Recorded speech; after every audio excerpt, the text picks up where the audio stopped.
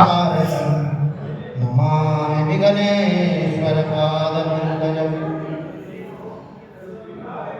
ॐ हयग्रीवाय नमः, गोविन्दाय नमः, अनन्ताय नमः, प्रद्युम्नाय नमः, नारायणाय नमः।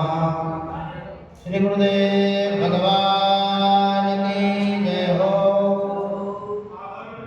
बोलो ठाकुर जी महाराज की जय हो। शिव परिवार की जय हो। श्री शाला सरवाला जी महाराज की जय हो। द्वादश ज्योतिर्लिंग महादेव की जय हो। पशुपतिनाथ भगवान की जय हो।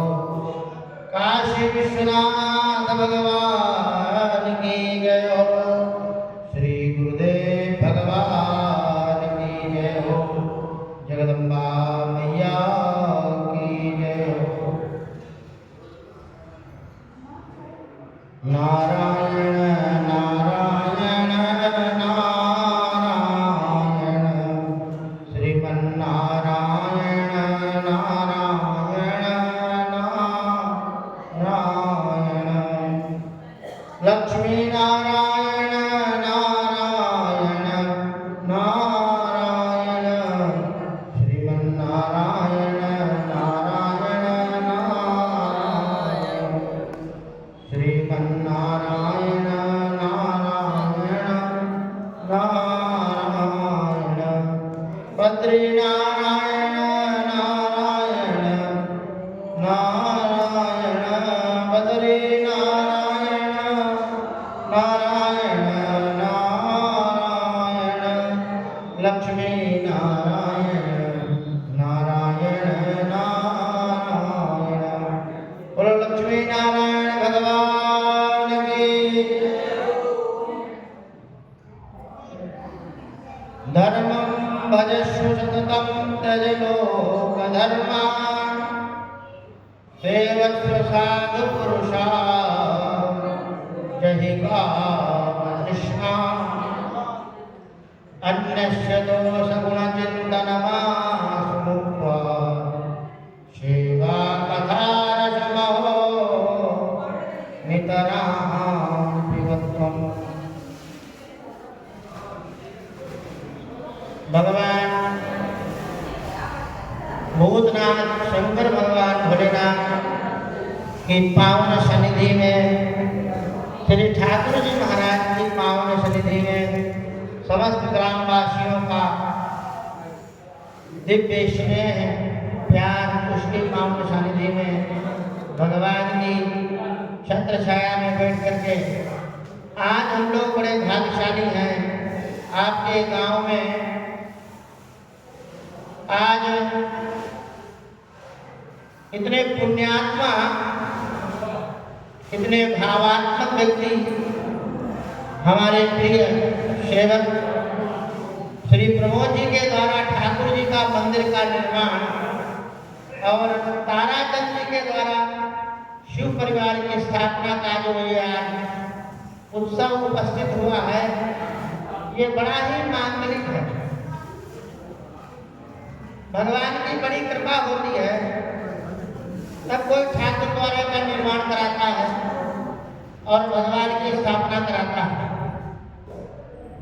तो देखो, धन की तो कोई कमी नहीं संसार में। बहुत लोगों के पास में धन है, किसी भी 10 गुना धन है, पर भगवान चाहते हैं जिसका धन सत्कर्म में लगे उसी का ही लगता है।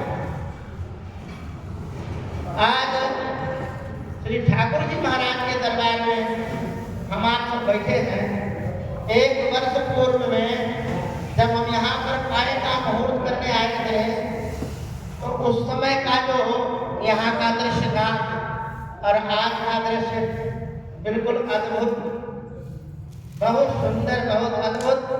और इसके निर्माण कार्य में हमारे राजू जी ने जो अपनी महती भूमिका निभाई और अपने तन मन धन से लग करके इतनी सुंदर व्यवस्था, इतना बढ़िया मंदिर का निर्माण का, इतनी सफाई से इतना सुंदर भगवान का कर्म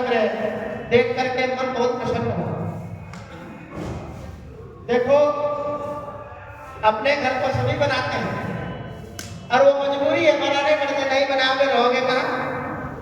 भगवान का घर कोई बनाता है तो भगवान श्री ठाकुर जी महाराज उसको अपने धाम में उसके लिए स्पेशल घर बना के देते हैं।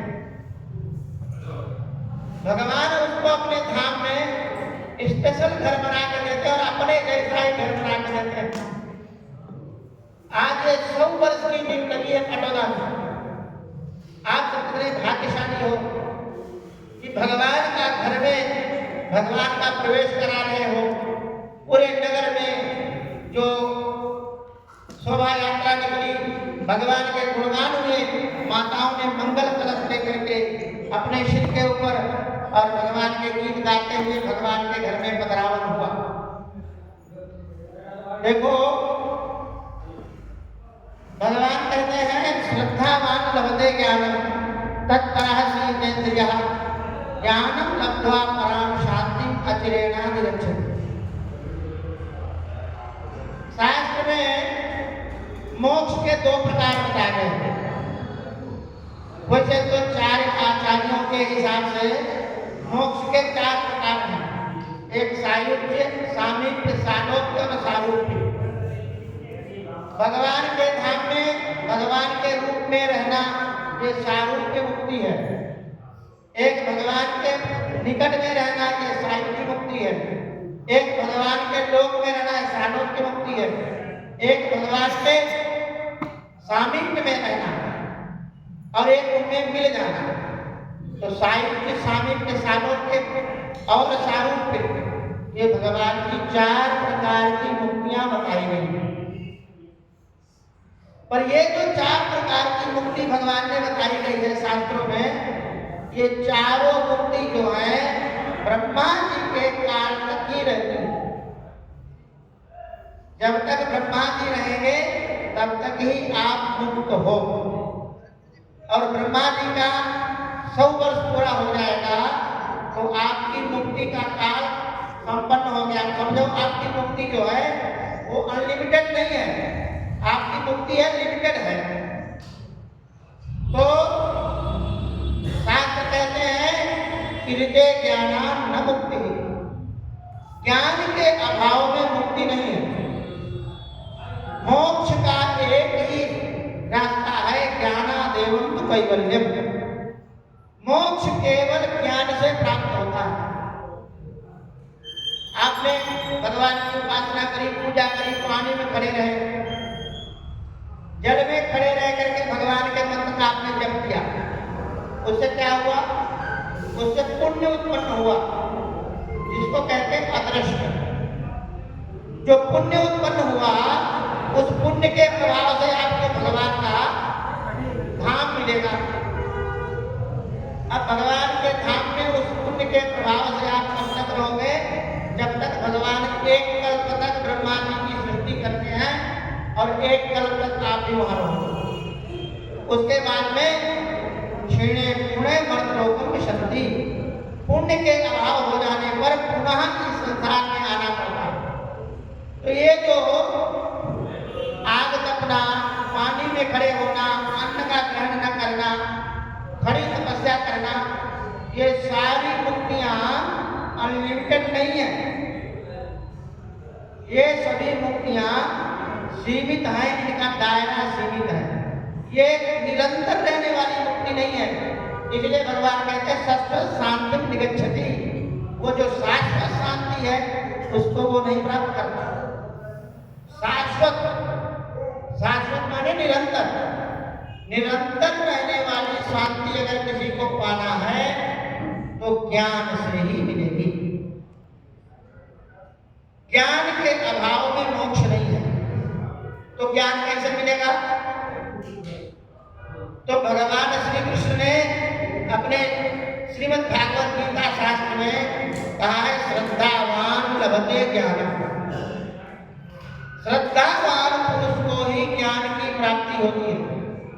आत्मज्ञानम तो श्रद्धेयम, बिना श्रद्धा के किसी व्यक्ति को ज्ञान की प्राप्ति नहीं हो सकती। कहा क्यों नहीं प्राप्ति होगी? पढ़ने के हो जाएगा, पढ़ने से ज्ञान नहीं होगा। ज्ञान कैसे होता है? कहते हैं गुरु बिन होय ज्ञान। ज्ञान बिना गुरु के नहीं होगा। चाहे भगवान भी इस संसार में अवतार लेकर के आवे, उनको भी गुरु धारण करना पड़ता है। और गुरु धारण करने के बाद गुरु के उपदेश, गुरु के द्वारा जो दिया गया उपदेश है, उस उपदेश में जब श्रद्धा होती है तब जाकर के ज्ञान उत्पन्न होता है। शास्त्र कहते हैं गुरु वेदांत वाक्येष विश्वासो नाम श्रद्धा। गुरु के और शास्त्रों के वचनों में जो विश्वास है, उस विश्वास का ही नाम श्रद्धा है। अब जिसको गुरु के वचनों में विश्वास नहीं है, गुरु के वचन प्रतिदिन से ही हम सपने उसको सिद्धि सुलभ बनते हैं। जिसको परम पूज्य गोस्वामी तुलसीदास जी कहते हैं, जिसको अपने गुरु के वचनों में प्रतीति नहीं है, प्रतीति कहते हैं भरोसा। अपने गुरु के वचनों में जिसको भरोसा नहीं है, उसको स्वप्न में भी सुख और स्वप्न में भी सिद्धि कभी प्राप्त नहीं होगी। इसलिए भगवान कहते हैं श्रद्धावान लभते ज्ञानम। श्रद्धावान पुरुष को ही ज्ञान की प्राप्ति होती है। तो कोई कहेगा खाली श्रद्धावान हो जाने से ज्ञान प्राप्त हो जाएगा। गुरु जी में श्रद्धा रख लो, ज्ञान हो जाएगा। तो कहा ये तो एक पहली सीढ़ी है। गुरु वेदांत वाक्य विश्वास नाम श्रद्धा। गुरु के और शास्त्रों के वचनों में जो विश्वास रखना है, इसका नाम है श्रद्धा। फिर आगे कहते हैं तत्पर होना चाहिए। कहते हैं कि भाई जी ये काम करते हैं, बिल्कुल तत्परता से करते हैं। अमुक काम साधु जी ने किया, मंदिर का निर्माण कराया, बड़ी तत्परता से कराया। तत्परता माने लगन से, पूरे मनोभाव से। कोई भी काम को करने के लिए जब तक आप पूरे मन से नहीं लगते हैं, तब तक वो काम बढ़िया नहीं होता। और आप बिना मन के कोई काम करते हैं तो लोग क्या कहते हैं, कर तो रहे हैं पर बिना मन के कर रहे हैं। मनो को नहीं करें, मन लगाकर काम को नहीं करें। इसीलिए आगे कहा तत्परः। भगवान जिसको जहां बैठना बैठ जाओ, डिस्टर्ब ना करो। तो श्रद्धावान लभते ज्ञानम तत्परः। और तत्पर कैसा होना चाहिए? संयतेन्द्रियः।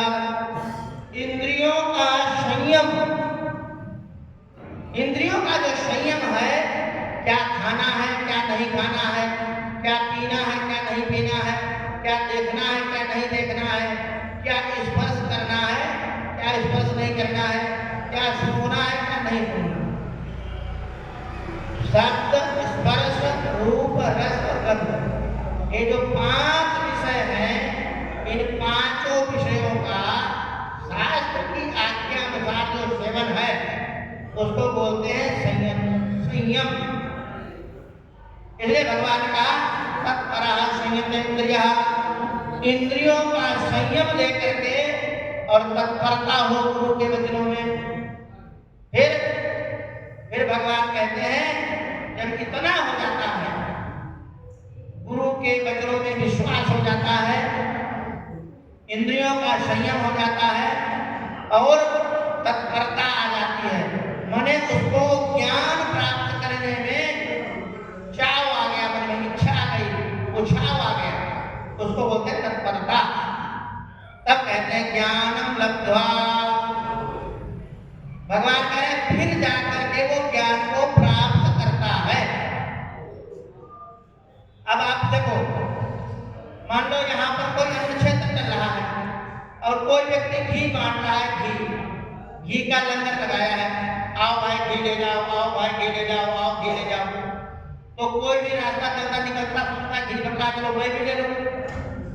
तो उसके पास कोई बर्तन नहीं है, तो घी तो कोई अगोछा में तो ले नहीं पाओगे। घी लेने के लिए एक बर्तन चाहिए, तो बर्तन होना चाहिए, फिर वो बर्तन साफ होना चाहिए।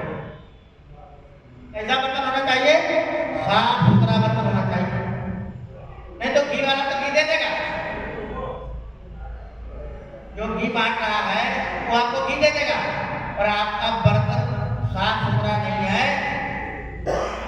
तो वो घी आपके कोई काम का नहीं। अब आपने सड़क के किनारे से एक स्टील का लोहे का डब्बा उठा लिया और ग्रीस का डब्बा था, उसमें ग्रीस लगी हुई थी, उसमें मोबियाल था, तो आपने कहा लो भाई हमको दे दो घी। उसने घी बांटने वाले व्यक्ति ने क्या किया, आपको घी दे दिया। अब घी तो दे दिया आपको, अब घी देने के बाद में उसकी जिम्मेवारी थी वो पूरी हो गई। अब घी देने वाली जब जिम्मेवारी पूरी हो गई,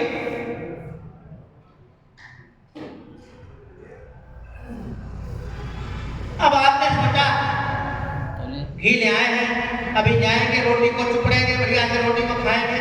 आपने अपनी धर्मपत्नी जाकर के घी दे दिया। कहा भगवान आज देखो हम वहां अन्य क्षेत्र से घी लेकर आए हैं और वो घी का थोड़ा सा बढ़िया रोटी में चुपड़ के दो। तो उसने क्या किया, 2 चम्मच रोटी पर डाल करके खूब गड़ाया के चम्मच आपको थाली में परोस करके दे दिया। हमारे बीच में सीकर के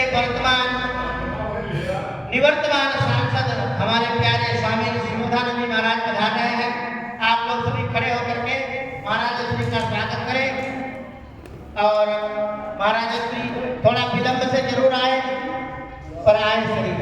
आइए स्वामी जी, ओम नमो नारायण, आइए विराजिए। तो अब बैठ जाओ सब, वहीं से आप स्वामी जी ओम नमो नारायण। तो महाराज वो घी लेकर के व्यक्ति आ गया। सब बैठ जाओ, अपनी जगह पर बैठ जाओ, थोड़ा सत्संग हो जाए।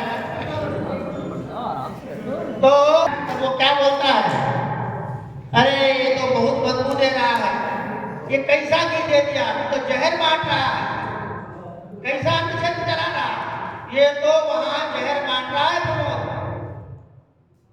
बोले ठाकुर जी के मंदिर पर तो जहर बट रहा है घी के नाम पर। अब देखो दोष किसका है, पात्र का। पात्र गंदा था, यहाँ घी बट रहा था, उसने ग्रीस का डब्बा उठाया और उसमें ले लिया। अब उसके पास पात्र नहीं था, पात्र वो डब्बे को उठाकर उसमें घी ले लिया, घर में जाकर रख दिया। और वो घी तो पानी की कहा भाई, तो वो घी जो उसने रोटी में लगाया उससे क्या हुआ, वो रोटी में जहर जैसा स्वाद हो गया।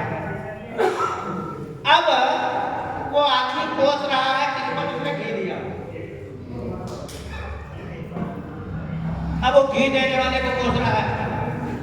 तो ज्ञान क्या है, ज्ञान घी है, अमृत है। गुरु ज्ञान बांट रहे हैं। अब गुरु जो ज्ञान दे रहे हैं वो ज्ञान के लिए पात्र भी तो होना चाहिए। तो भगवान ने कहा ज्ञान किसको प्राप्त होगा, श्रद्धावान लभते ज्ञानम, श्रद्धावान पुरुष को ही। श्रद्धा क्या चीज है, गुरु वेदांत वाक्य विश्वासो नाम श्रद्धा।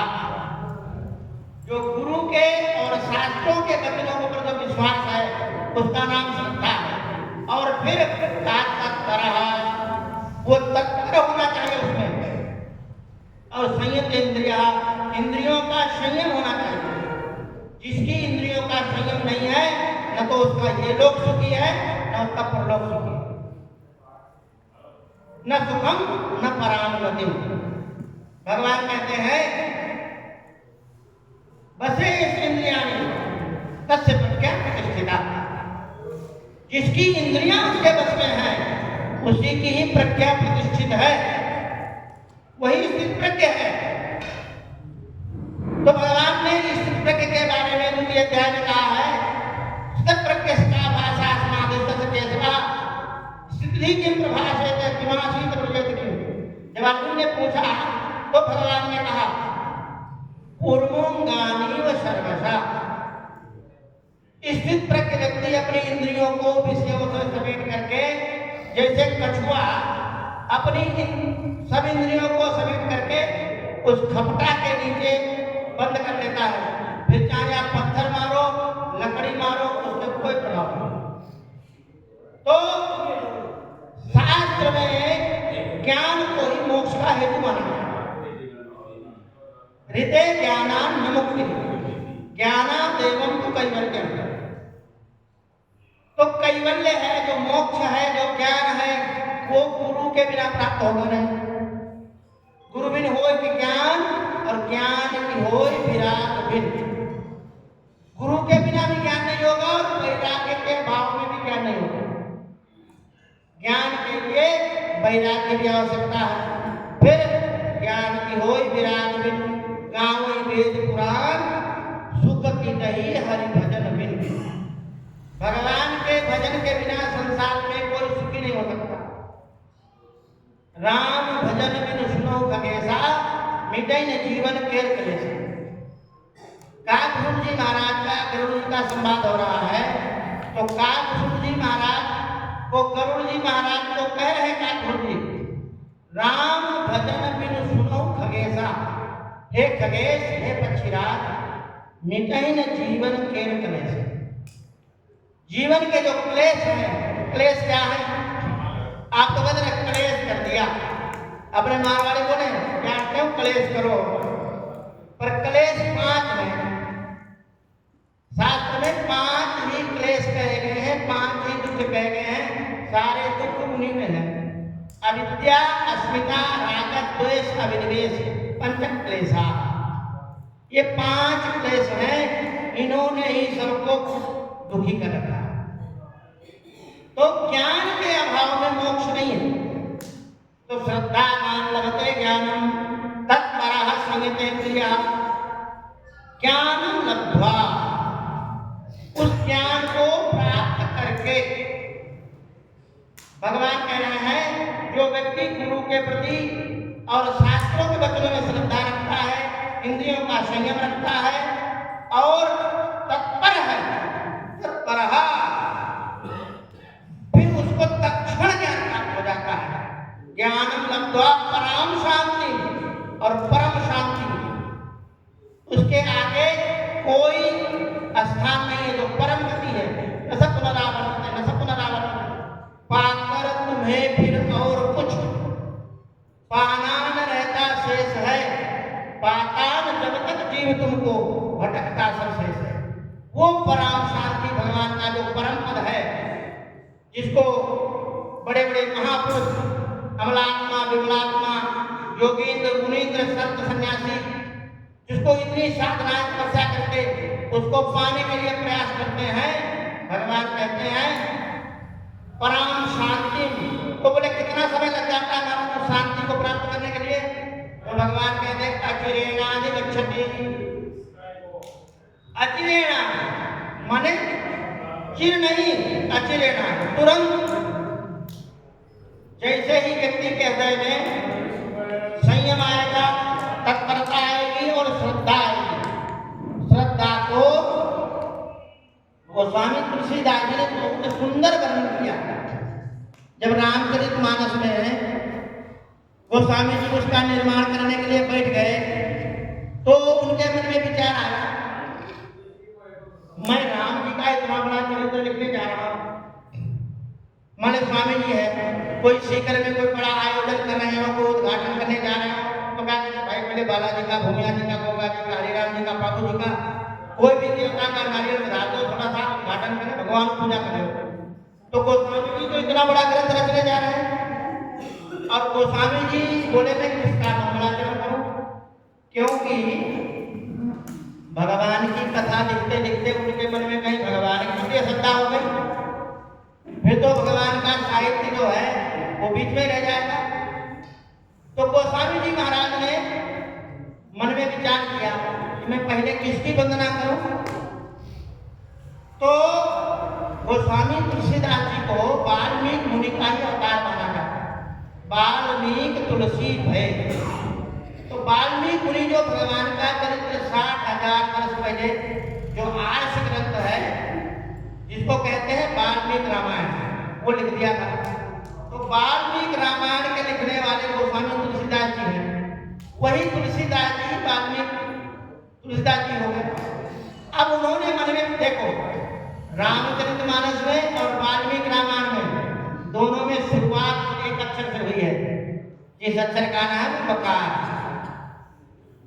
वाल्मीकि रामायण की शुरुआत भी बकार से हुई है, वा अक्षर से, और रामचरितमानस की शुरुआत वा अक्षर से हुई है।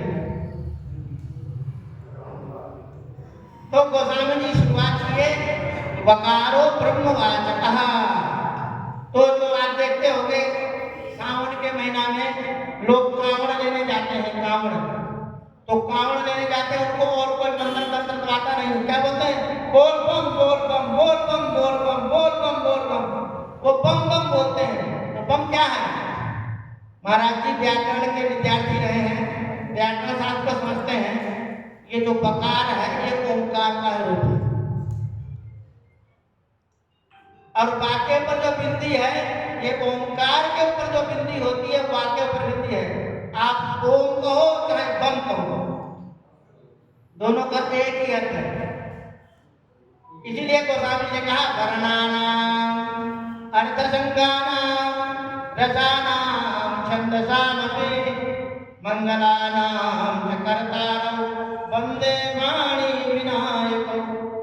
सबसे पहले गोस्वामी जी ने उस ब्रह्म का जो सबके हृदय में विराजमान है, सब में ओतप्रोत है, उस परमात्मा का स्मरण किया।